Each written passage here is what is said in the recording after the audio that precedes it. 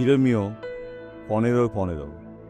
হে সদাপ্রভু, তুমি জ্ঞাত আছো, আমাকে স্মরণ করো, আমার তত্ত্বানুসন্ধান করো, আমার তাড়নাকারীদিগকে অন্যায়ের প্রতিশোধ দিও। তোমার দীর্ঘ সহিষ্ণুতা আমাকে হরণ করিও না।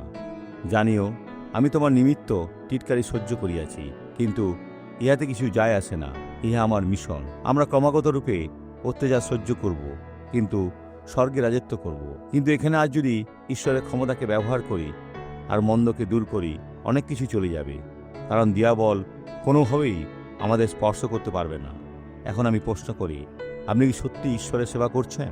যদি না হয়, ফিরে আসুন। এই ব্যক্তি আশীর্বাদ লাভ করছে, উনি ঈশ্বরের সেবা করছেন। ছোট থেকে আমার পোলিও হয়েছে। তাহলে আপনার পোলিও ছিল? হ্যাঁ, আর আমার পায়ে এই সমস্যা ছিল, আর তার ফলে এটা খুব খারাপ ছিল, আর চলা খুবই কষ্টকর ছিল। আপনি কি ভালো মতন চলতে পারতেন না? না, আমি টলটল করতাম। টলটল করতেন? হ্যাঁ, এখন কি ভালো হয়েছে?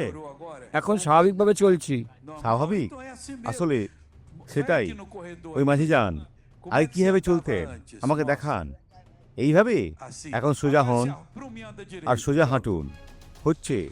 বন্ধুরা, উনি ভালো হচ্ছেন, উনি এখন স্বাভাবিকভাবে চলতে পারছেন।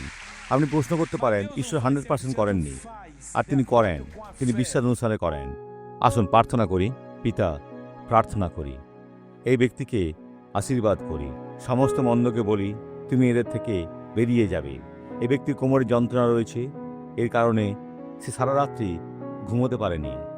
এখন যন্ত্রণা চলে যাবে, মন্দ আত্মা যিশুর নামে চলে যাবে। ঈশ্বর আশীর্বাদ করুন।